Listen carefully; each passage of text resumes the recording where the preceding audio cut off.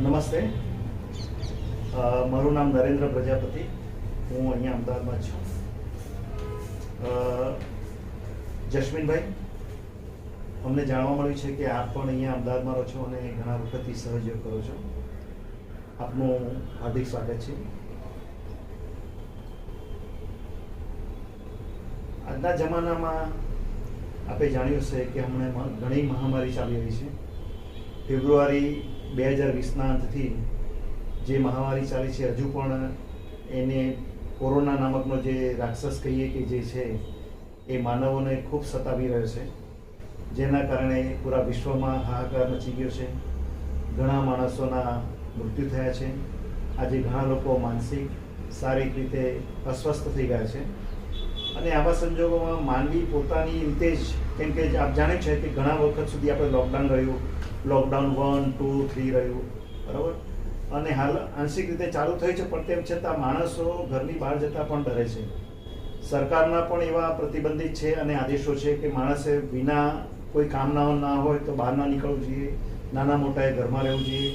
તો આ સંજોગોમાં માનવી હવે પોતાની રીતે કંઈક અંદર રીતે ખોજી રહ્યો છે કે કેમ કરીને મનને શાંતિ પ્રાપ્ત કરી શકાય. કોઈને કોઈ યોગ કરવાથી કે કોઈ શારીરિક કસરત કરવાથી એ પોતાની રીતે સ્વસ્થ થવા પ્રયત્ન કરી રહ્યો છે. તેમ છતાં પણ હજુ પણ ડરનો માહોલ અનુભવી રહ્યો છે. અમે જાણેલું છે કે આપ ઘણા વખતથી સહયોગ કરો છો, તો આ સહયોગ શું છે એ જરા અમને જણાવશો? હા, નમસ્તે નરેન્દ્રભાઈ. હું જેસ્મીન પંચાલ અને સંપૂર્ણ સહયોગ પરિવાર તરફથી આપને હું આભારી છું કે આપે આજે આ વિષય પર વાદ વિવાદ કરવા માટે આપણે એકત્રિત થયા છે. સો તમે બહુ સારી રીતે કહ્યું છે કે આજના પેન્ડેમિક સમયમાં જ્યારે મનુષ્ય જે છે ડરથી બહાર નથી આવી રહ્યો અને સૌથી મોટો પ્રશ્ન આપણા મનુષ્યના અસ્તિત્વ પર આવી ગયો છે, તો અગત્યની વસ્તુ છે એ એક જ શબ્દમાં હું કહીશ, સંતુલન. આજે આપણી પાસે બધું જ છે. વિજ્ઞાનના પ્રતાપે, આપણી ક્રાંતિકારી યોજનાઓના પ્રતાપે આજે આપણે રોકેટથી માંડીને મંગળ ને શનિ સુધી પહોંચી ગયા છે. પણ જો આપણી પાસે જો કોઈ વસ્તુ ખોટી હોય તો તે છે સંતુલન. વિશ્વ શાંતિની આપણે આજે વાતો કરીએ છીએ, પણ એક બહુ મોટો પ્રશ્ન છે કે શું એક મન, એક શરીર કે એક આત્મા એક મનુષ્ય તરીકે શાંત છે? વિશ્વ શાંતિની પ્રતીતિ આપણને ત્યારે થશે કે જ્યારે સંપૂર્ણ મનુષ્ય પોતે શાંત થઈ જાય અને તે પોતે સંતુલનમાં આવે. તો આ શાંત થવાની તમે જે વાત કરો છો, એ શાંત કેવી રીતના માણસ થઈ શકે? કે જુઓ છો કે અત્યારે મહામારી છે, પોતે જ અશાંતિ અનુભવી રહ્યો છે, બરાબર, તો એ પોતે કેવી રીતના શાંતિ પ્રાપ્ત કરી શકે? એનો કોઈ છે ઉપાય? બહુ જ સરળ ઉપાય છે. આપણે અશાંત એટલે છીએ, આપણે અસંતુલન એટલે છીએ કે આજે આપણે આપણું જે ચિત્ત જે છે, આપણું જે ફોકસ છે એ બાહ્યમાં છે. જો આ બાહ્યમાંથી ચલિત થઈને આપણે જો અંદર પ્રકાશિત થઈ જઈશું, જો આપણે સ્વને જાણી લઈશું, તો આ સંતુલન અને શાંતિ પ્રાપ્ત થઈ જશે. એટલે હું એવું કહેવા માંગુ છું કે આપણે એમ કીધું કે જો બાહ્ય આપણું ચિત્તના બદલે અંદર લઈએ, એટલે કે હાલનો જે ભયનો માહોલ છે એમાં બહુ ધ્યાન લીધા વગર પણ સ્વસ્થ રહીને પોતાની અંદર જો ધ્યાન કેન્દ્રિત કરીએ તો આઈ થિંક તમારા કહેવા પ્રમાણે સંતુલન પ્રાપ્ત કરી શકાય, એવું આપનું કહેવું છે? જી, એકદમ ઉચિત છે. આંતરિક સંતુલન અને આંતરિક શાંતિ જ્યાં સુધી મનુષ્યના સ્તર ઉપર નહીં આવે ત્યાં સુધી આપણે અંદર કોઈ પણ જાતની પ્રગતિ નહીં કરી શકીએ. તો હવે જસ્મીનભાઈ, આપે કીધું સહયોગ કરો છો, બરોબર, ઘણા બધા સહયોગ આપણે ભારતમાં જોયા છે, બરોબર. ભારત એક વિશ્વગુરુ છે અને માનનીય વડાપ્રધાન શ્રી નરેન્દ્ર મોદી સાહેબે એમના અથાગ પ્રયત્નથી ભારતે જે યોગ ભૂમિ છે એને વિશ્વ સ્તરે લઈ ગયેલા છે. અને આપણે જોયું છે ઘણા છેલ્લા વર્ષોથી આજે યોગ દિવસ મનાવવામાં આવે છે અને જે દેશોમાં યોગ જાણતા નહોતા તે લોકો અને ત્યાંના રાષ્ટ્રપતિ, વડાપ્રધાને એ આ યોગને દિવસને અપનાવેલો છે અને એ દિવસે આખું વિશ્વ એક દિવસમાં રહીને યોગ કરે છે. એ બહુ મહત્વની વસ્તુ છે અને એ માનનીય વડાપ્રધાન શ્રી મોદી સાહેબે એ સરસ કાર્ય કર્યું છે કે જ્યારે એક જ દિવસે જ્યારે સૃષ્ટિની તમામ દેશના લોકો જ્યારે આવો યોગ કરતા હોય તેની એક ઉર્જા ઉત્પન્ન થતી હોય છે અને માનવીને શાંતિ પ્રાપ્તિ થાય છે. તો હવે હું આપની સાથે સહયોગ કેવી રીતના અલગ થઈ શકે છે, કેવી રીતના વિશેષ છે જાણવા માંગુ છું. બહુ સુંદર પ્રશ્ન છે. એક બહુ સરસ વાક્ય તમે કીધું કે જો એક જ દિવસે સંપૂર્ણ વિશ્વ જો યોગના પ્રત્યે જો પોતાનું ચિત્તને લઈ આવશે, યોગના પ્રત્યે પોતે સાક્ષી થઈ જશે તો કેટલી બધી ઉર્જા થશે. તો બસ મારું કહેવાનો મતલબ એ છે કે સહજયોગના મારફતે જ્યારે વિશ્વમાં દરેક વ્યક્તિ જો પોતે પરમાત્મા સાથે એકાકાર થઈ જાય અને એના દ્વારા પોતાના અંદર સંતુલન પ્રાપ્ત કરે અને જેટલા બી મનુષ્યની પ્રગતિ જે અંદર કરવાની છે જો એની અંદર એ આગળ વધશે તો જેટલી બી આપણી જે પ્રોબ્લેમ્સ બહારની છે, જે સમસ્યાઓ જે આપણને બાહ્ય જગતની છે, જેને આપણે કહીશું કે મિથ, એક મિથ્યા જે છે, એ બધામાંથી આપણે બહાર આવી શકીશું.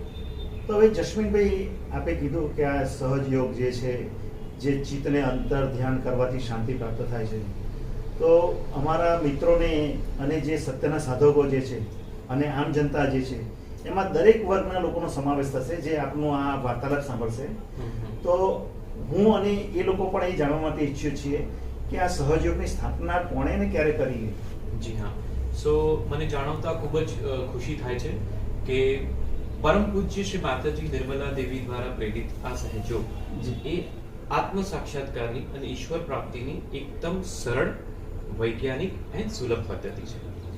સહયોગ એ સમાજના કોઈ પણ વર્ણ, કોઈ પણ રંગ કે કોઈ પણ પ્રકારના માણસ માટે છે.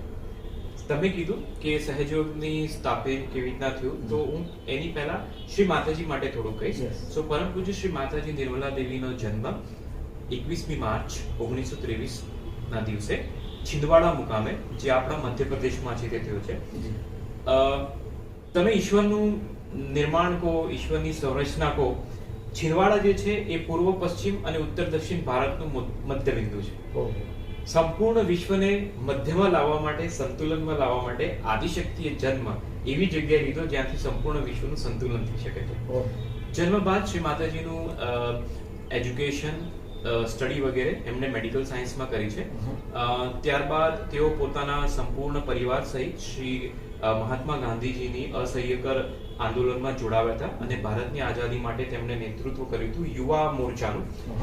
ઘણા ઠેકાણે બ્રિટિશરોએ એમને અત્યંત શારીરિક, માનસિક દમનો પણ આપ્યા છે, છતાં પણ અડીગ રહીને તેમણે ભારતની સ્વતંત્રતાની ચળવળમાં અત્યંત મહત્વનો ફાળો ભોગવ્યો છે. આઝાદીની પછી પરમ પૂજ્ય શ્રી માતાજીના લગ્ન સર સીપી શ્રીવાસ્તવ, જેઓ પૂર્વ વડાપ્રધાન શ્રી લાલ બહાદુર શાસ્ત્રીના સચિવ હતા, એમની સાથે થયા અને sir CP Shrivastava International Maritime કોર્પોરેશનના ચેરમેન પણ રહ્યા છે. પોતાનું સંપૂર્ણ દાંપત્ય પૂર્ણ કરીને 1970માં 5 મે નારગોલ મુકામે, જે ગુજરાતમાં છે, સાણંદની પાસે, ત્યાં શ્રી માતાજીએ પોતાના અંતર્જ્ઞાનથી પોતાનું સહસ્ત્રારોપણ કર્યું અને સંપૂર્ણ સમાજ માટે, સમાજના દરેકે દરેક લોકો માટે જે આવશ્યક હોય, દરેકે દરેક લોકો જેને અપનાવી શકે એવી એક સહજ, સાધારણ પદ્ધતિ, જેને કહેવાય સહયોગની શરૂઆત કરી. બીજા અર્થમાં કહીએ તો સહ એટલે કે સાથે, જ એટલે કે જન્મેલું. અહીંયા તમે જે જોઈ રહ્યા છો આ ચાર્ટમાં, આ જે કુંડલિની જે છે એ આપણી સાથે જન્મેલી પરમાત્માની એક પ્રતિકૃતિ આપણી અંદર છે, એની જાગૃતિનો સહજતાથી થતો યોગ એટલે કે સહજ. હવે જસ્મીનભાઈ, આ કુંડલિની જે શબ્દ વાત કરી એ તો બહુ સંસ્કૃતનો શબ્દ છે. એ અમારા અને બીજા લગભગ દર્શક ઘણા મિત્રો હશે કે જેમને સંસ્કૃત આ કુંડલી શબ્દ શું છે, બરોબર, એ ટેકનિકલ ભાષા જેવું લાગે રહ્યું છે, તાંત્રિક ભાષા જેવું. તો એનો અર્થ શું છે, કુંડલી શું છે, એ મહત્વ શું છે શરીર, માણસના શરીરમાં? બહુ જ સુંદર પ્રશ્ન પૂછ્યો નરેન્દ્રભાઈ. સહયોગની એક લાક્ષણિકતા એ છે કે સહયોગ અત્યંત સરળ છે. તમે કીધું કે આ કુંડલિની શબ્દ સંસ્કૃત એ જનરલી આમ આદમી, એક સાધારણ મનુષ્યને માટે થોડો સમસ્યા છે સમજવાનો.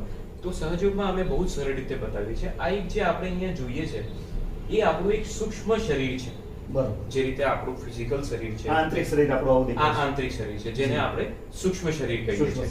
તો શું હોય છે કે જ્યારે આપણે માના ગર્ભમાં હોઈએ છીએ 2 અને 2.5 માસની અવસ્થામાં, જ્યારે આપણો આ જે હિસ્સો જે છે એ પ્રિઝમેટિક હોય છે, ટ્રાયેંગલ ટાઈપ, બરાબર. અહીંયા જ્યારે પરમાત્માના કિરણો અહીંયા પ્રદાન થાય છે, શક્તિ જ્યારે આપાત થાય છે, ત્યારે જે આ ભાગ જોઈ રહ્યા છો આપણે, ત્યાંથી એ 3 નાડી, આ 1, આ 2 અને આ ત્રીજી નાડી, અને આ તમને જે દેખાય છે એ 7 ચક્રોનું નિર્માણ કરે છે. જ્યારે આપણો જન્મ થઈ જાય છે ત્યારે અંતમાં આ જે શક્તિ જે છે એ કુંડલીની સ્વરૂપે અહીંયા સુષુપ્ત અવસ્થામાં સ્થિર થઈ જાય છે. હવે જસમીનભાઈ, આ જે કુંડલીની કીધું છે, એ કુંડલીની શક્તિ કોઈ વિશેષ જે તમે સહયોગ કરો છો તે લોકોની અંદર હોય છે કે આમ આદમીમાં હોય છે કે કોઈ પર્ટિક્યુલર ધર્મના લોકો, ધારો કે હિન્દુ કહીએ, મુસ્લિમ કહીએ, શીખ, ઈસાઈ કહીએ, પારસી કહીએ, એ બધામાં હોય કે અમુક જ્ઞાતિમાં જ કે કોમમાં હોય? બહુ સરળ આનો પ્રશ્ન છે. જેને આપણે મનુષ્ય કહીએ છીએ કે જેને કાપવાથી એનું લોહી હંમેશા લાલ જ હોય છે, ભલે એ ભારતથી હોય, ચાઇનાથી હોય કે મધ્યના કોઈ પ્રદેશથી હોય, ભલે કોઈ વર્ણનો હોય, ધર્મનો હોય, સંપ્રદાયનો હોય, એ જ રીતે પરમાત્મા એ સંપૂર્ણ રચના આપણા દરેક માનવમાં મૂકેલી છે. હવે મારે એ જાણવું છે કે આ ચિત્ર ઉપરથી તો ખ્યાલ નથી આવતો કે આ પુરુષનો છે કે સ્ત્રીનો છે, તો પુરુષ અને સ્ત્રીમાં બંને પણ હોમાં આવી રીતના હોય છે કુંડલીની શક્તિને આવું જ અંદર નિર્માણ થયેલું હોય છે? હા, બંનેમાં હોય છે. જ્યાં તમે પુરુષ અને સ્ત્રીની વાત કરી તો હું એક સિમ્પલ વસ્તુ કહીશ. પુરુષ શ્રી એ જે છે એ પ્રકૃતિના અંગ છે. જસમીનભાઈ, એક મિનિટ, આપણા દર્શકો જે છે એમાં બંને વર્ગનો હશે, પુરુષ સ્ત્રી બધા હશે, દરેક જાતિના હશે, એટલે બહેનો માટે પણ એ જાણવું જરૂરી છે. ચોક્કસ. આપણો જે સહયોગ છે, ઇવન યોગની જેટલી બી પ્રક્રિયાઓ છે એ આપણે આત્માના સ્તરે કરીએ છીએ. અને જ્યારે હું કહું છું કે આત્મા, તમે સાંભળ્યું હશે નૈનમ ચિંતનતી શસ્ત્રાણી નૈનમ દહતી પાવક, તો આત્મા જે છે એનો કોઈ વર્ણ, જાતિ, જ્ઞાતિ, જેન્ડર આત્માના લેવલ પર નથી હોતી. એ તો શરીરમાં પછી આવે છે ત્યારે કહેવાય કે ભાઈ આ જ્ઞાતિ, જસમીનભાઈ પંચાલ છે, નરેન્દ્રભાઈ પ્રજાપતિ, અલગ અલગ એમ થતા એક્ઝેક્ટલી. અને બાકી આત્મા તો એને કોઈ હોતું જ નથી. પરફેક્ટ. એટલે આપણે આ જે સૂક્ષ્મ શરીર ને કુંડલીની જે બધી વાતો કરીએ છીએ, એ સૂક્ષ્મ આપણે આત્માના લેવલ પર વાત કરીએ છીએ. જે આપણો વર્ણ, જાતિ, સંપ્રદાય, આપણી જ્ઞાતિ, એ હું થોડુંક તમને કહીશ કે ગીતામાં શ્રી કૃષ્ણે કહ્યું છે કે જે રીતના તમારા કર્મો હોય છે, રાજસિક, સાત્વિક અને તામસિક, એ રીતે આ જીવન કર્મ પ્રત્યા પછી તમારી જે ચેતનાનું લેવલ હોય છે એ પ્રમાણે તમારે પુનર્જન્મમાં સ્ત્રી, પુરુષ, ધર્મ, જાતિ, જ્ઞાતિ, પાતિ એ રીતે આવવું પડે છે અને એ ચક્રોમાં તમારે એને ફોલો કરવું પડે છે, એમાંથી પસાર થવું પડે છે. પણ આ સિસ્ટમ તો તમારી કોન્સ્ટન્ટ જ રહેવાની છે. આ સિમ્પલ એક સાધારણ છે કે તમારો જૂનો મોબાઈલ હતો બટન વાળો, નવો સ્માર્ટફોન છે, પણ અંદરની મેઇન સર્કિટ સેમ જ રહેવાની છે. તો એમાં સર્કિટ અંદરની સેમ જ છે. એટલે હું એવું સમજ્યો, તમે હમણાં કંઈક પાછી બીજી વાત કરી, આપણે આધ્યાત્મિક ઉપરથી આવે, ટેકનોલોજી ઉપરથી આવે, મોબાઈલની વાત કરી, એટલે મને ખ્યાલ છે કે પેલો મોબાઈલ આપણે જૂનો લઈએ અને નવો આવે ટેકનોલોજી વાળો, તો આપણે લેવાનું મન થાય ત્યારે પેલા મોબાઈલ લઈએ, પણ સિમ કાર્ડ કે તમે આ લગાવી દો ચાલુ રહેશે, બધા તમારા મોબાઈલના ડેટા છે, ફોન કોન્ટેક્ટ નંબર છે, તો આ એ રીતની જ વસ્તુ છે કે એમાં પરફેક્ટ. તમે જે કીધું ને કે જે સિમ કાર્ડ આપણે એ જ લગાવીએ છીએ, તો એ સિમ કાર્ડ એટલે આપણો આત્મા જ છે. શરીર ચેન્જ થાય છે પણ એ ફરીથી પાછો ત્યાં જ હોય છે. એવું છે. બહુ સરસ. વિજ્ઞાનનો થોડો ને એની સાથે સંમેલન થાય. વિજ્ઞાન અને જેને આપણે કહીએ ને કે અધ્યાત્મ, એ બંને હેન્ડ ઇન હેન્ડ છે. બેટર કે વિજ્ઞાન તો એકચ્યુઅલી આઉટપુટ છે અધ્યાત્મ.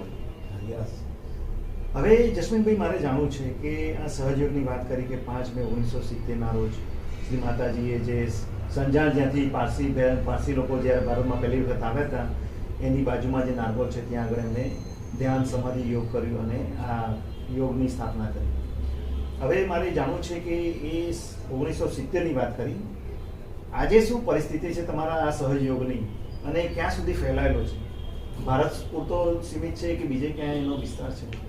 નરેન્દ્રભાઈ, મને ખૂબ જ હર્ષની લાગણી સાથે કહેવાની ઈચ્છા થાય છે કે 1970માં શરૂ થયેલી એક નાનકડી આંતરિક ચળવળ, જેને શ્રી માતાજીએ સહયોગનું નામ આપ્યું, આજે આ સહયોગ એક પ્રેમનું અભિયાન, જેને કહેવાય કે મિશન ઓફ લવ બનીને સંપૂર્ણ વિશ્વમાં લગભગ 145 થી પણ વધારે દેશોમાં ફેલાયો છે.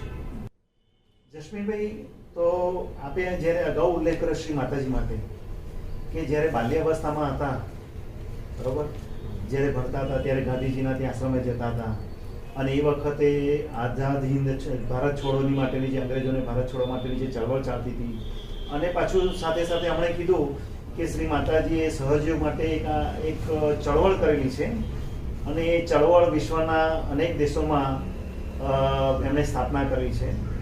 તો આ એક એમનો અંતરથી પહેલેથી જ એક સ્વભાવ હતો કે મનુષ્યને મારે કંઈક આપવું છે, મનુષ્યની આત્મ સાક્ષાત કંઈ આપવું છે, અથવા મનુષ્ય અંદરની કંઈ જે ખોજ માગે છે એના માટે મારે કંઈ આપવું છે, એમના પહેલેથી જ અંદર હતું એવું?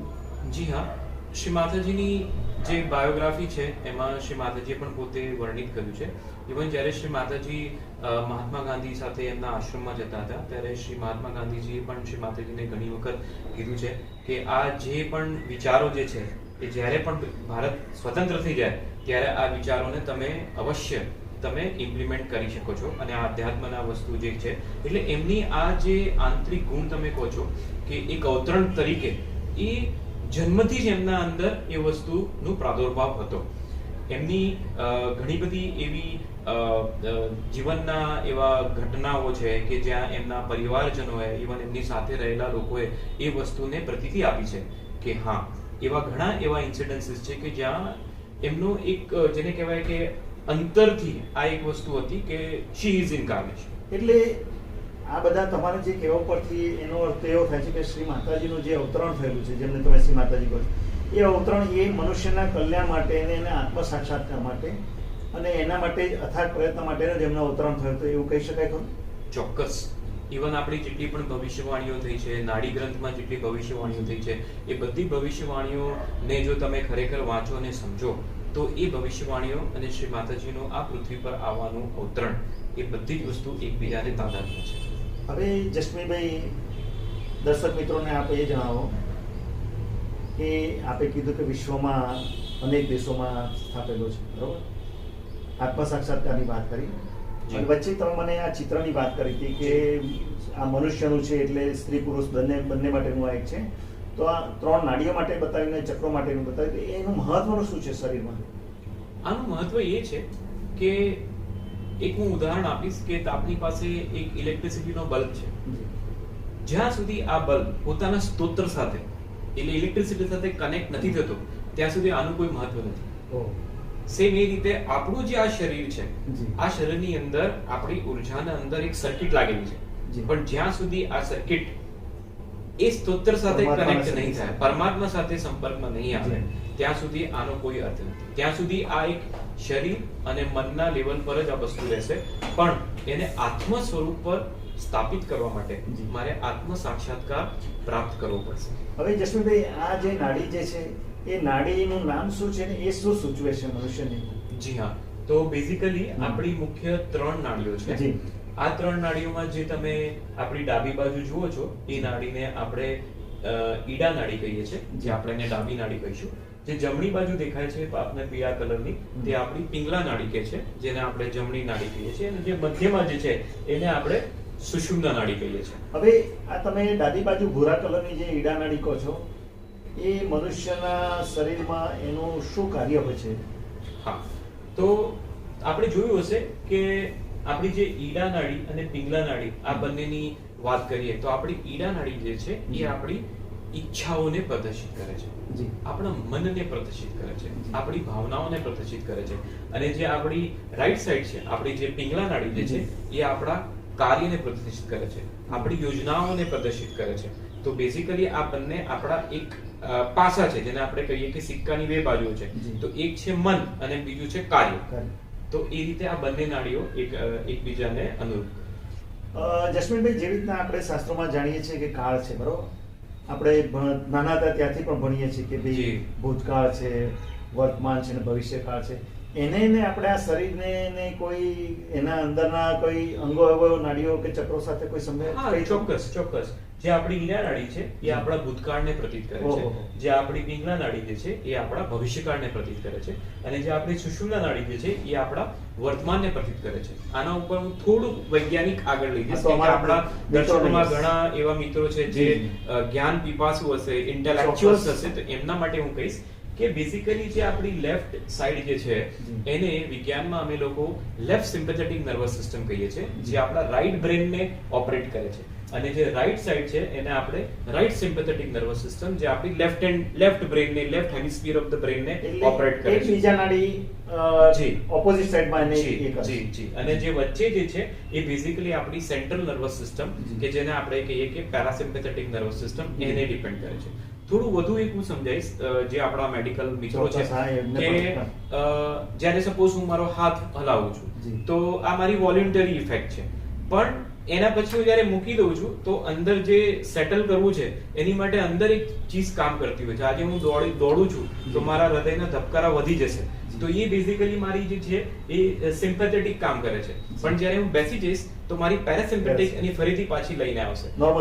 હા, તો આ આપણી આ ત્રણેય નાડીઓ જે છે એની સાથે રિલેટેડ છે. અને સાયન્સમાં સહયોગ આધારિત એવા ઘણા સંશોધનો થયા છે કે આજના જેટલા બી જેને આપણે કહીએ કે મનોવૈજ્ઞાનિક રોગો છે, માનસિક રોગો છે કે જેમાં પેરાસિમ્પેથેટિક ફેલ થઈ જાય છે, ત્યાં ધ્યાન કરવાથી એને આપણે સંતુલનમાં લાવી શકીએ છીએ. હવે જસ્મીનભાઈ, આપણે કીધું કે મનોવિજ્ઞાનની વાત કરી, બરોબર?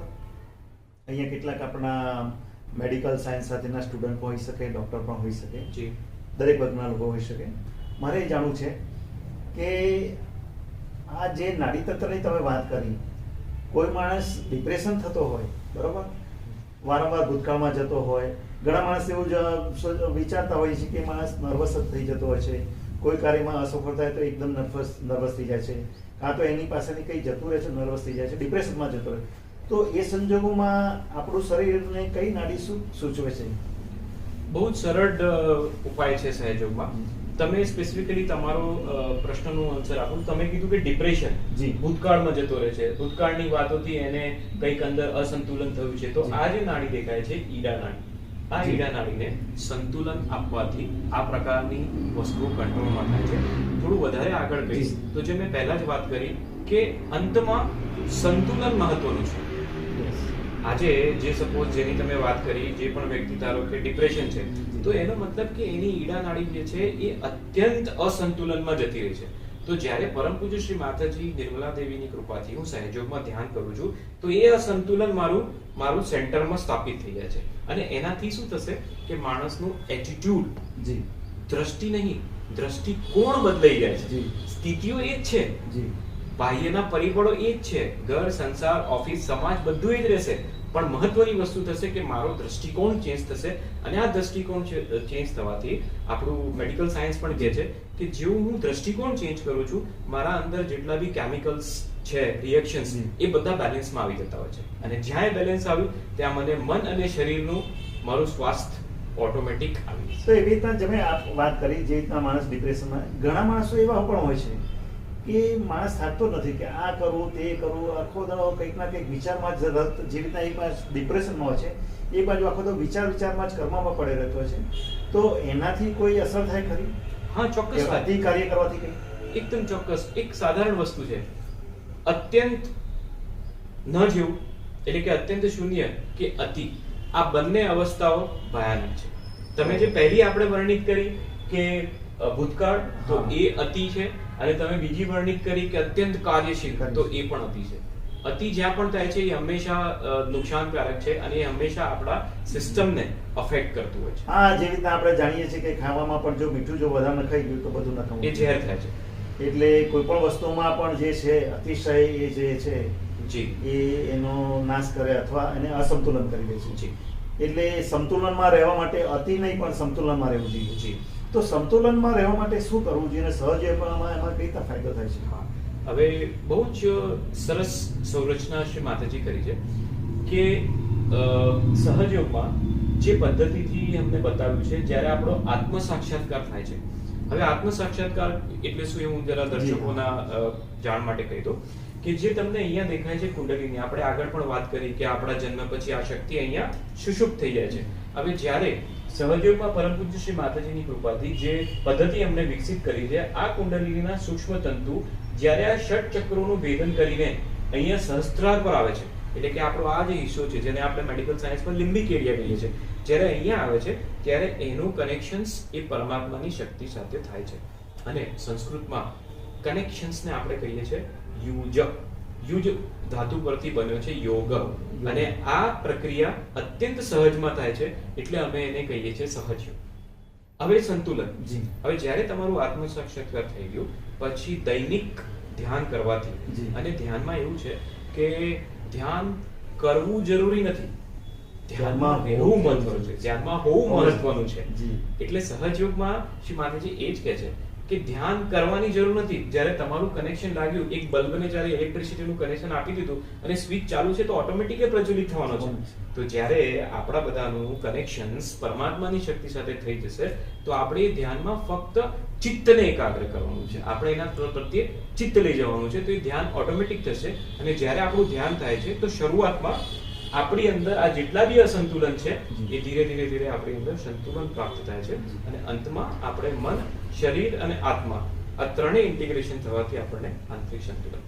જસ્મીનભાઈ, આપણે આ ત્રણ નાડીની વાત કરી, ઈડા, પીડા અને પિંગલા નાડી, ભૂતકાળ, ભવિષ્ય અને વર્તમાનની વાત કરી, પણ વચ્ચેના જે તમે ચક્રોની વાત કરી એ ચક્રો શું સ્થિતિ બતાવે છે અને એનું મહત્વ શું હોય છે સર મનુષ્યના શરીરમાં? જી ચોક્કસ. સો આપણા શરીરમાં મુખ્યત્વે 7 ચક્રો હોય છે, જે તમે આપ અહીંયા જોઈ શકશો. 1 2 3 4 5 6 અને 7 કરીને કર્યું છે. આ ચક્રો આપણા સૂક્ષ્મ શરીરમાં છે. ચક્રોના નામ છે મૂલાધાર ચક્ર, સ્વાધિષ્ઠાન ચક્ર, અનાભિ ચક્ર, હૃદય ચક્ર, વિશુદ્ધિ ચક્ર, આજ્ઞા ચક્ર અને સહસ્ત્રાર ચક્ર. આપણા શરીરમાં આ ચક્રો પ્લેક્સસના ફોર્મમાં હોય છે. જેમાં મારું હૃદય ચક્ર છે, આપણા બધાનું અહીંયા હૃદય ચક્ર હોય છે, તો એને સંબંધિત આપણા શરીરમાં કાર્ડિયાક પ્લેક્સસ હોય છે. તો આ ચક્ર એ પ્લેક્સસ સાથે કાર્ય કરતું હોય છે. એટલે તમે એમ કીધું કે આ હૃદય ચક્રની વાત કરી, એ આપણી અંદર હૃદય છે, ફેફસા છે, એ બધા ઓર્ગન્સની સાથેની વાત કરો છો? બીજું કઈ? એક્ઝેક્ટલી. એ ચક્ર જે સ્થાન ઉપર છે, એટલે આધ્યાત્મ લેવલમાં તો એ ચક્રના ગુણ, ક્વોલિટી એના પર કામ કરે છે, પણ ગ્રોસ લેવલ પર એટલે કે ફિઝિકલ લેવલ પર એ ચક્ર જ્યાં છે ત્યાં આસપાસના જેટલા બી ઓર્ગન્સ છે, અવયવ છે, ત્યાંનું જે પ્લેક્સસ છે એના પર એનો કંટ્રોલ અને સંતુલન પ્રાપ્ત કરતું હોય છે. બરોબર છે. એટલે સાયન્સની રીતે જોઈએ અથવા મેડિકલની રીતે જોઈએ તો એ ચક્રની સાથેના જે અંગો જે છે તો એનો ડિસીઝ થયો હોય એ અંગો ઉપર, તો એ ચક્ર ઉપર ધ્યાન કરવું જોઈએ કે શું કરવું જોઈએ એમાં? હા, હવે જો ડિસીઝની વાત આવે તો સહયોગમાં ઘણા બધા સંશોધનો, રિસર્ચ થયેલા છે. મુંબઈમાં CBD વેલાપુરમાં સહયોગની એક રિસર્ચ મેડિકલ છે, અને આપણા દિલ્હીમાં પણ લેડી હાર્ડિંગ મેડિકલ કોલેજ અને વિશ્વની ઘણી બધી મેડિકલ કોલેજમાં સહયોગ પર રિસર્ચ થયું છે. જે તમારો પ્રશ્ન છે કે જે ચક્રનું ડિઝીઝ થયું હોય ત્યાં ધ્યાન કરવું કે નહીં, તો યસ, ત્યાં ધ્યાન કરવું છે, પણ મહત્વનું છે કે આ સંતુલન પ્રાપ્ત કરવું. કારણ કે પ્રોબ્લેમ કેમ છે? કનેક્શનમાં કંઈક પ્રોબ્લેમ આવ્યું છે.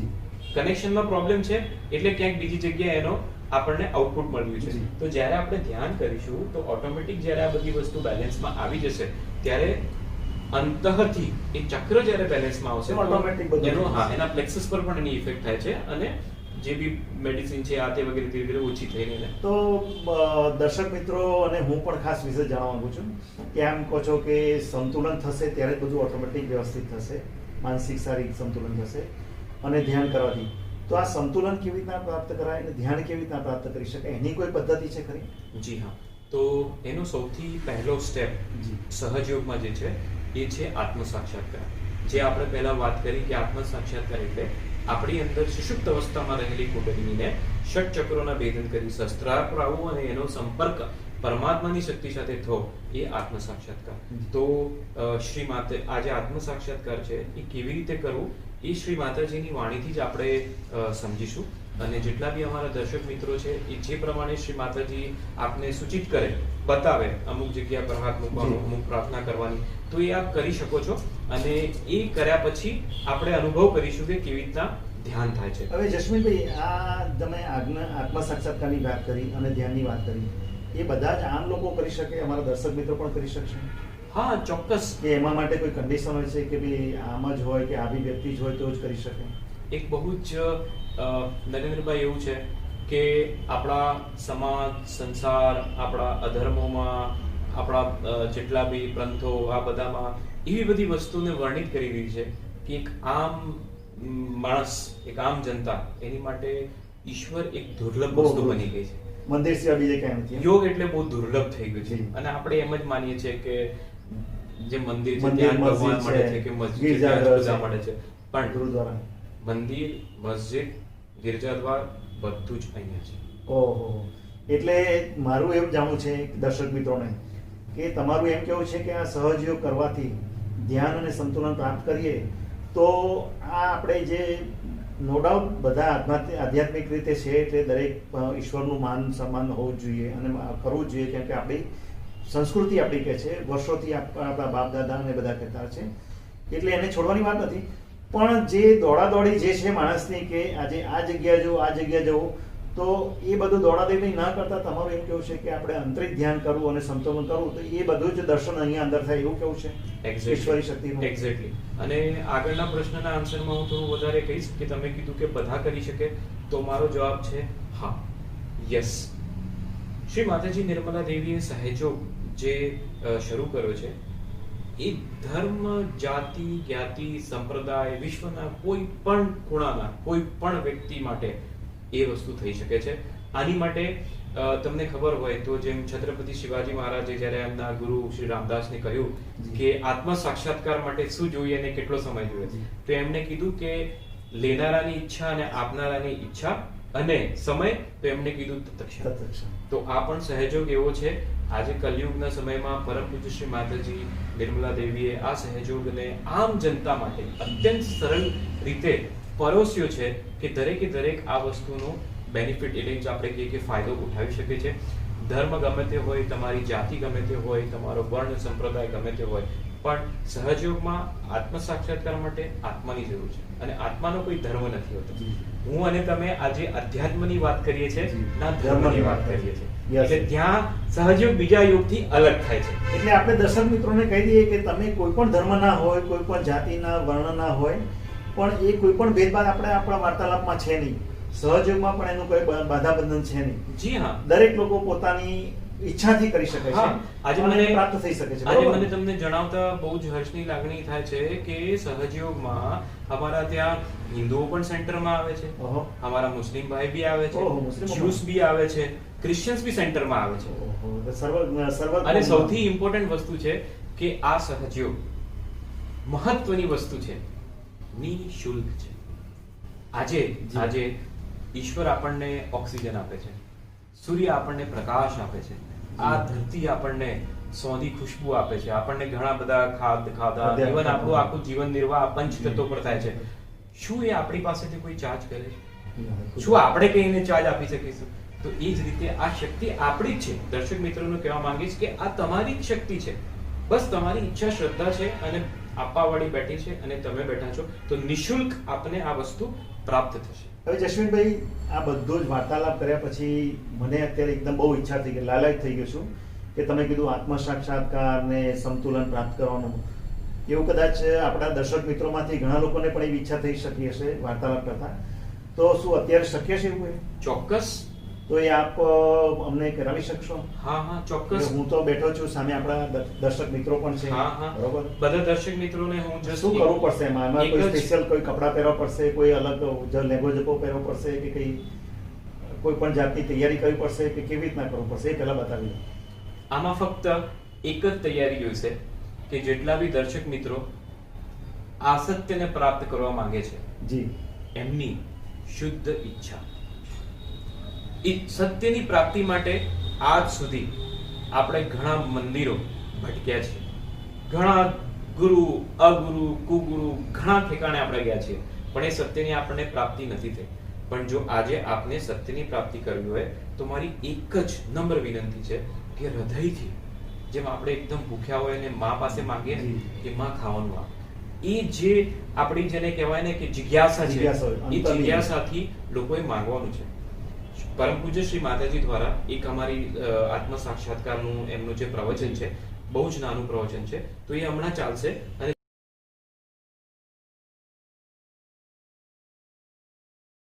अब ये हाथ इस प्रकार हमारी ओर रखें, ये आपकी इच्छा शक्ति है, बिल्कुल सादी चीज है. इस हाथ को हमारी ओर रखें और इस दाएं हाथ को, जो कि क्रिया शक्ति है, जैसे मैं बताती हूँ, एक एक चक्र पे रखें. अब आंख न खोलिएगा, कृपया आंख को नहीं खोलना है. अब ये हाथ इस प्रकार हमारी ओर रखें, ये आपकी इच्छा शक्ति है, बिल्कुल सादी चीज है. इस हाथ को हमारी ओर रखें और इस दाएं हाथ को, जो कि क्रिया शक्ति है, जैसे मैं बताती हूँ, एक एक चक्र पे रखें. अब आंख न खोलिएगा, कृपया आंख को नहीं खोलना है. अब अपना दायां हाथ पेट के नीचे के हिस्से में बाईं ओर रखें, दबा के। ये मैंने कहा है कि शुद्ध विद्या का चक्र है। इस जगह मैं आपसे ये कहना चाहती हूँ कि आपको परमात्मा ने स्वतंत्रता दी है, चाहे आप स्वर्ग में जाएं चाहे न जाएं। इसलिए मैं आप पे कोई जबरदस्ती नहीं कर सकती। आपको अपनी स्वतंत्रता में कहना होगा कि माँ मुझे कृपया शुद्ध विद्या दीजिए। शुद्ध विद्या माने परमात्मा के कायदे कानून की विद्या। माँ मुझे शुद्ध विद्या दीजिए, आप दीजिए, इस तरह से कहना होगा। पूर्ण हृदय से कहें, मुझे शुद्ध विद्या दीजिए, मुझे पवित्र विद्या दीजिए। ये कहने से ही कुंडलिनी जागृत होगी। इसे 6 बार कहना होगा, क्योंकि ये चक्र में 6 जो पंखुड़ियां हैं उनको जागृत करने के लिए आपको ये 6 बार कहना होगा। हाँ,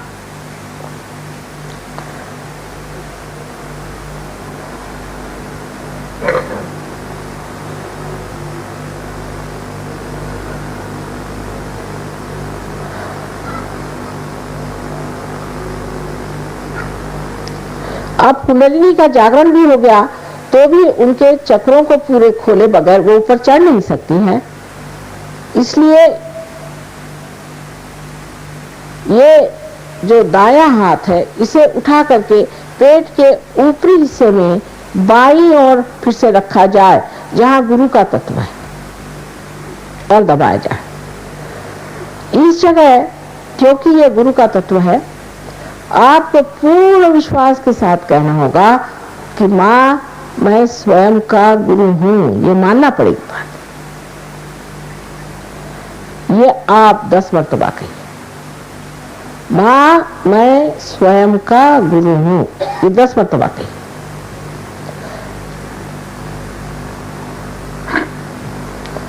ये बात आत्मविश्वास के साथ आपको कहना होगा। ये गुरु का तत्व अनेक सदगुरुओं ने बनाया हुआ है। विशेषकर 10 महान गुरु जो इस संसार में बार बार जन्म लेते हैं, 10 तत्व जो गुरुत्व के हैं, उन्होंने ये चक्र हमारे अंदर बनाया हुआ है। इसलिए कहना होगा कि माँ मैं स्वयं का गुरु हूं। इसे 10 बार कहिए, लेकिन अपने पर पूरा विश्वास रख के कहिएगा।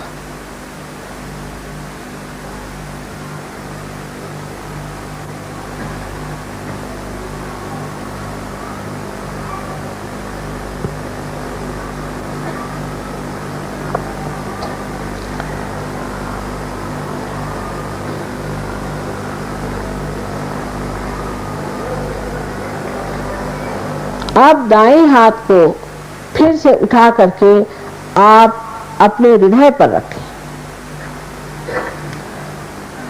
अब पूर्ण विश्वास के साथ यहां आपको 12 मर्तबा कहना होगा,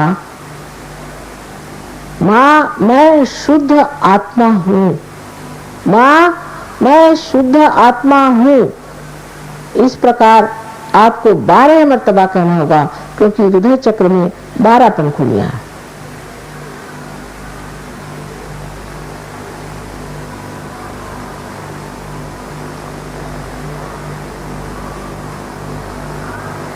जिसे कहते शिवो हम शिवो हम शिवो हम। मैं शुद्ध आत्मा।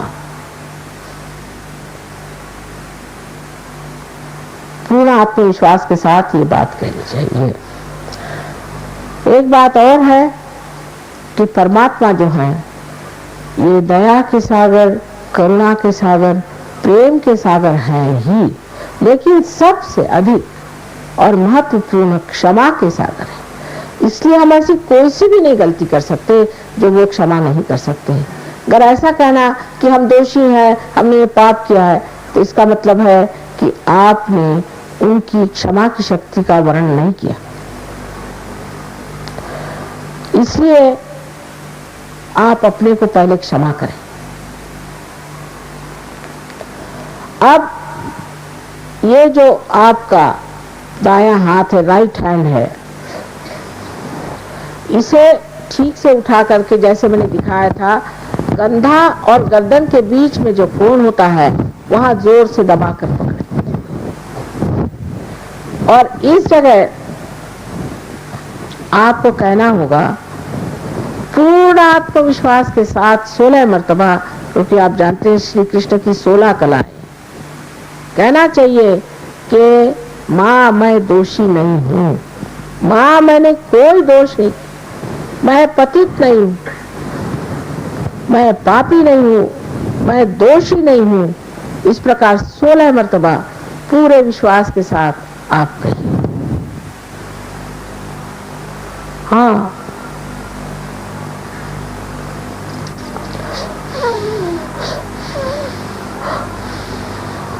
अब इस हाथ को अपने कपाल पर आड़ा रखें और दोनों तरफ से दबाएं, जैसे मैंने दिखाया था, जैसे हम सर दर्द के वक्त अपना सर दबाते। अब यहाँ पर एक बहुत साधारण सी बात करनी है। दाहिने हाथ से दबाकर पूर्ण हृदय से कहें, कितने बार का मतलब नहीं, कि माँ मैंने सबको क्षमा कर दिया, माँ मैंने सबको क्षमा कर दिया। अब बहुत से लोग ये कहते हैं कि बड़ा कठिन है कहना माँ। अरे भाई, जब तुम क्षमा करते हो या नहीं करते हो, कुछ भी नहीं करते, वास्तविक दोनों ही मिथ्या बात है। लेकिन जब आप ये सोचते हैं कि मैं क्षमा नहीं कर सकता हूं, तो आप दूसरों के हाथ खेलते हैं। इसलिए कृपया कह दीजिए, माँ मैंने सबको क्षमा कर दिया, हृदय से कहिए।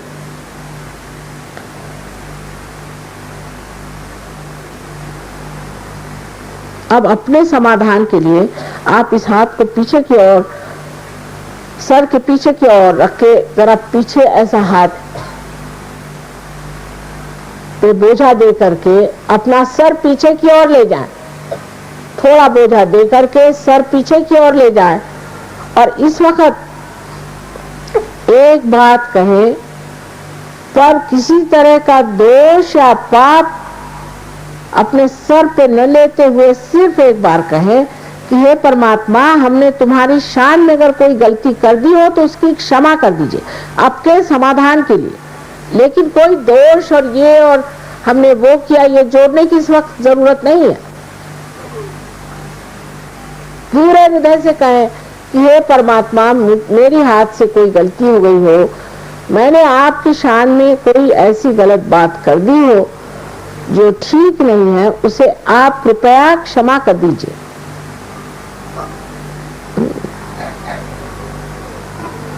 अच्छा,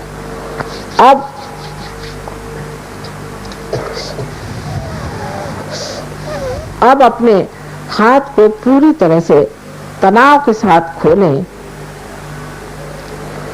और इस दाहिने हाथ को खोल करके उसका जो तलवा है उसका बीचों बीच का हिस्सा समझ करके और अपने तालू भाग में, जहां बचपन में हड्डी नरम होती है, दबा के रखें, उंगलियां ऊपर की ओर रहें और उस तालू भाग की जो त्वचा है उसे हिलाएं, जोर से दबा के हिलाएं 7 मरतबा। इस वक्त आपको कहना होगा कि माँ हमें आत्म साक्षात्कार दीजिए, मैं जबरदस्ती नहीं कर सकती। 7 मरतबा कहिए।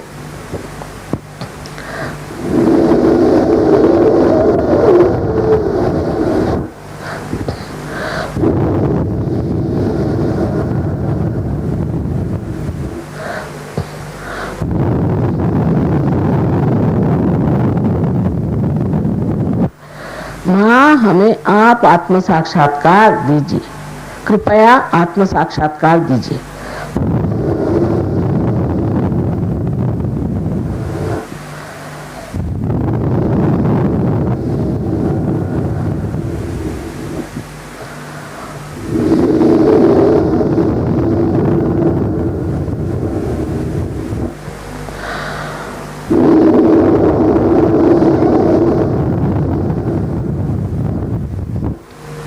अब ये हाथ धीरे से नीचे रख ले, धीरे धीरे आंखें खोले। मेरी ओर देखे बगैर विचार किए हुए। आप देख सकते हैं विचारिता स्थापित है। अब ये हाथ मेरी ओर करें, दाहिना हाथ मेरे ओर करें और बायां हाथ सर के ऊपर यहाँ पर एक 4 इंच 3 इंच किसी किसी के तो 6 इंच इस प्रकार घुमा कर देखें कि कुछ ठंडी हवा तो नहीं आ रही। इस तरह से हाथ रखिए, इस तरह से। अब ये हाथ मेरी ओर करें और अब देखिए आ रही ऊपर में।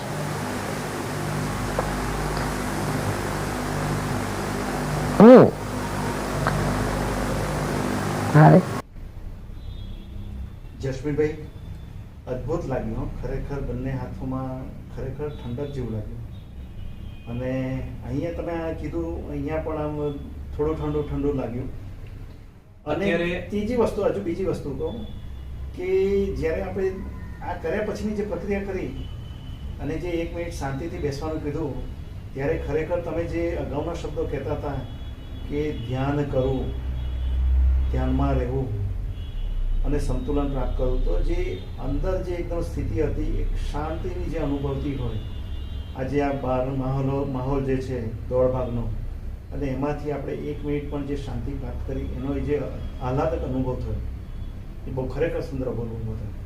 અને આ સ્થિતિ જે છે, આ સ્થિતિને જ આપણે ધર્મોમાં, શાસ્ત્રોમાં જે આપણે કહીએ છીએ, આદિ શંકરાચાર્ય જેને કીધું છે સલીલમ સલીલમ, જેને ગીતામાં આપણે કીધું છે કે સ્થિત પ્રજ્ઞતા, આ સ્થિત પ્રજ્ઞતા છે.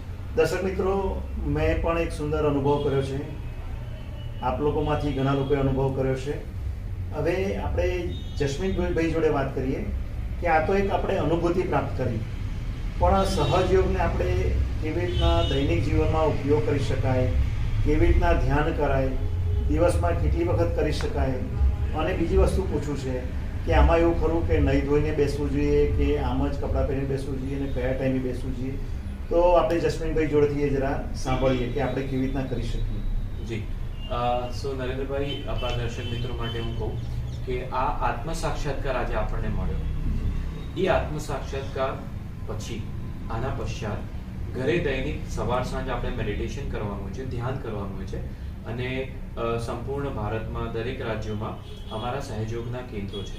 તો આ કેન્દ્ર પર અઠવાડિયામાં 1 વખત, મિનિમમ 1 વખત એ લોકો જાય, જ્યાં સામૂહિક ધોરણે ધ્યાન શીખવાડવામાં આવે છે. અને બીજા જે લોકો ધ્યાન કરે છે એમની સાથે આપની પણ પ્રગતિ એની અંદર બહુ જ સારી રીતે થશે. તો ત્યાં સેન્ટરમાં જવાનું છે, કેન્દ્રમાં જઈને ધ્યાન કરવું છે, અને ઘરમાં સવાર સાંજ 5-5 મિનિટ મેડિટેશન કરવાનું હોય છે. અને જેમ મેં પહેલા પણ કર્યું કે સહયોગમાં ધ્યાન કરવાની જરૂર નથી હોતી. તમે આ સ્થિતિમાં આવો છો ત્યારે આપ ધ્યાનમાં જ હોવો છો. આજે નરેન્દ્રભાઈ, તમે અને હું અને ઘણા દર્શક મિત્રો જેમણે હાથમાં આ ઠંડા કે અહીંયા વાઇબ્રેશન્સ મહેસૂસ કર્યા છે, એ બધા જ ધ્યાનમાં છે. એ બધા જ ધ્યાનમાં છે, ધ્યાનની સ્થિતિ કહેવાય. અને એક આ અમારી પરિચય પુસ્તિકા છે. તો જેટલા બી દર્શક મિત્રો છે જ્યારે સેન્ટરમાં જશે તો એમને આ પરિચય પુસ્તિકા પણ આપવામાં આવશે. તો આ આપ રાખી શકો છો. અને મારે કઈ પૈસા આપવાના છે? ના ના ના, મેં નરેન્દ્રભાઈ પહેલા જ કીધું કે આ નિઃશુલ્ક છે. જી જી. સૌથી મોટો સહયોગનો જેને કહેવાય કે ગુણ છે એ છે કે આ નિઃશુલ્ક છે. બહુ સુંદર. હું તમારી પાસે શું ચાર્જ કરીશ? જી જી, આમાં લખેલું છે સહયોગ પૂર્ણતઃ નિઃશુલ્ક છે. જી જી, આ શક્તિ આપની છે. જી જી. પરમાત્મા પણ આપના છે. હું તો એક માધ્યમ છું. તો જસ્મીનભાઈ, આ જે અનુભૂતિ કરી એ કોઈ પણ માણસ કરાવી શકે કે આ જે કર્યું આપે કરાવ્યું કે કેવી રીતના થયું? આ ઘટના કેવી રીતના થઈ, કોના દ્વારા થઈ? બહુ જ સરળ આન્સર છે. બહુ જ સરળ છે. તમે અને ઘણા દર્શક મિત્રો જી ફક્ત શ્રદ્ધાથી માંગ્યું જી અને માયા. એટલે આમાં તમે કોઈ યશ નથી લેતા ને? તમે મારો આમાં કોઈ જ યશ નથી. હું એક માત્ર જેને કહેવાય કે માધ્યમ છું, અને એ માધ્યમ પણ આમની ઈચ્છાથી છું. જી. આજે બધી જ વસ્તુ નિમિત્ત હોય છે. જી. સહયોગ આત્માના સ્તરે છે અને આત્માને કોઈ કર્મકાંડ નથી લાગતા. બીજું કોઈ પણ સમય તમે સહયોગ કરી શકો છો. આપણે પહેલા જ વાત કરી કે ધ્યાન કરવાની જરૂર નથી, ધ્યાનમાં હોવું જરૂરી છે. તો 24/7 24/7 આપણે ગમે ત્યારે તમે જ્યારે બી ચિત્ત છે તમે ધ્યાનમાં છો, એ આપણું ધ્યાન છે. આત્મસાક્ષાત્કાર લીધા પછી આપણે સહયોગના કેન્દ્રો જે છે એ કેન્દ્રો પર જવાનું હોય છે, સાપ્તાહિક 1 વાર 2 વખત, જેટલી વખત બી સાધક જઈ શકે, અને ઘરે સવાર અને સાંજનું ધ્યાન કરવાનું હોય છે. જી, બહુ જ સરળ છે. જસ્મીનભાઈ, આ મને પુસ્તિકા આપી, એ સિવાય તમારા જોડે કઈ એવું છે ખરું કે તમારા અહીંયા અમદાવાદમાં કોઈ ધ્યાન કેન્દ્ર હોય તો મારે કે મારા દર્શક મિત્રોને જવું હોય તો એના માટે કઈ છે તમારી જોડે? જી હા, આપણા સંપૂર્ણ ગુજરાતમાં પેમ્ફલેટ જેવું કશું છે? ગુજરાતમાં આપણા ઘણા બધા સેન્ટર્સ છે. હું તમને આ પેમ્ફલેટ આપું છું. આમાં અમદાવાદ અને ઘણા બધા સેન્ટરના એડ્રેસીસ છે, અને અમારી જે વેબસાઇટ છે એ વેબસાઇટ પર પણ આખા ગુજરાતના બધા જ સેન્ટરના એડ્રેસ છે. તો જેટલા બી દર્શક મિત્રો છે એ વેબસાઇટ્સને જોઈ શકે છે. www.sahjoga.org.in એમાં ગુજરાત સિલેક્ટ કરીને એમાં જેટલા બી અમારા ધ્યાન કેન્દ્ર ચાલે છે એના કોન્ટેક્ટ નંબર અને એડ્રેસીસ, કયા દિવસે કયા સમય ચાલે છે એ સંપૂર્ણ વિગત આપી છે. દર્શક મિત્રો, મારાને આપના લાભ માટે હું બતાવી દઉં કે હાલમાં જ હમણે જસ્મીનભાઈ આપણાને એક એમનું પેમ્ફલેટ આપેલું છે, એમના સહયોગ ધ્યાન એકનું યોગનું. એમાં જે શ્રી માતાજીનો નામનો ઉલ્લેખ કરે છે, પરમ પૂજ્ય શ્રી માતાજી નિર્મલા દેવી જે છે એ સહયોગની સ્થાપના કરી છે એ બાબતે બતાવે છે. આપણે હમણાં જે હ્યુમન ચાર્ટ, માણસનો ચાર્ટનું બતાવ્યું, નાડી ચક્ર બાબતનું, એનો પણ આમાં ઉલ્લેખ કરેલો છે. અને એક નાનો બાળક જે છે એ ધ્યાન કેવી રીતના કરે છે એમાં એવું લખ્યું છે કે દરેક સમસ્યાનું સમાધાન ધ્યાન કરવાથી. તો એની અલગ અલગ પદ્ધતિ બતાવેલી છે, તો એ આપ આ પેમ્ફલેટમાંથી પણ જોઈ શકશો. એમણે આમની વેબસાઇટ પણ બતાવેલી છે, એ પણ આપ જોઈ શકશો. અને પાછળ એમણે અમદાવાદના ધ્યાન કેન્દ્રો પણ આપેલા છે અને ગુજરાતની વેબસાઇટ પણ આપેલી છે. તો દર્શક મિત્રો, આ વેબસાઇટનો આપ કોન્ટેક્ટમાં જઈને કોન્ટેક્ટ કરી શકો છો. ત્યાં આપ જ્યાં પણ નિવાસી હો, જ્યાં પણ રહેતા હોય ત્યાં ત્યાંના ધ્યાન કેન્દ્રમાં જઈ શકો છો. અને જસ્મીનભાઈએ પહેલેથી જ કીધેલું છે કે આમાં આપણે બીજા કોઈ યોગ જેવું છે નહીં, નિઃશુલ્ક છે, તો આપ બધા જ પરિવાર સાથે જઈ શકો છો. જસ્મીનભાઈ, આ બધું જાણ્યું, ખૂબ ખૂબ આભાર. હવે મારે એ કહેવું છે કે આપ અમારા જે મિત્રો જે છે, દર્શક મિત્રો, એમને શું સંદેશો આપવા માંગો છો? જી નરેન્દ્રભાઈ, પહેલા તો આપનો ખૂબ જ આભાર કે આજે આપણે આવા સમયમાં અમારા સહયોગને આપે એક મોકો આપ્યો કે લોકોના સુધી પહોંચાડવા માટે. કારણ કે આજે બધી જ વસ્તુ સરળતાથી પ્રાપ્ત છે, પણ જે નથી પ્રાપ્ત એ છે સત્ય. હું બધા જ સાધક મિત્રોને, જેટલા બી અમારા દર્શક મિત્રો છે, એને હાથ જોડીને એક નમ્ર વિનંતી કહીશ કે મિત્રો, વડીલો, સજ્જનો, આજે પ્રેમ, આનંદ અને શાંતિની દોડમાં આપણે બાહ્ય જગતમાં ઘણા બધા વલખા માર્યા છે, પણ એનો અંત દુઃખમાં છે. એવા સમયમાં પરમ પૂજ્ય શ્રી માતાજી નિર્મલા દેવી દ્વારા પ્રેરિત આ સહયોગ આનંદ, પ્રેમ અને શાંતિનો એક અનેરો નવો પ્રયાસ છે. તો મારી એક નમ્ર વિનંતી છે કે આપ સૌ આ અભિયાનમાં, સૌ આ પ્રયાસમાં જોડાઓ અને સંપૂર્ણ વિશ્વને આપણે પ્રેમ તરફ લઈ જઈએ. કારણ કે આજે એક મનુષ્ય તરીકે, આજે આપણે જોઈએ મનુષ્ય તરીકે, તો આપણું ઉત્તમ ફરજ, આપણી જવાબદારી શું છે આ વિશ્વ માટે? બાહ્યમાં આપણે ઘણા બધા સંશોધનો કર્યા છે, આપણે મંગળ પર પહોંચી ગયા, પણ આપણી અંદર સુમંગલ ક્યારે થશે? બહુ સરસ. તો અંતઃના આનંદ, પ્રેમ, શાંતિથી આ વિશ્વને આપણે આનંદ, પ્રેમ, શાંતિ તરફ લઈ જઈએ. એ માટે આપ સૌ સહયોગમાં જોડાઓ એવી મારી નમ્ર વિનંતી, અને આપ સૌને સહયોગમાં આવવા માટે આપને હાર્દિક આમંત્રણ છે.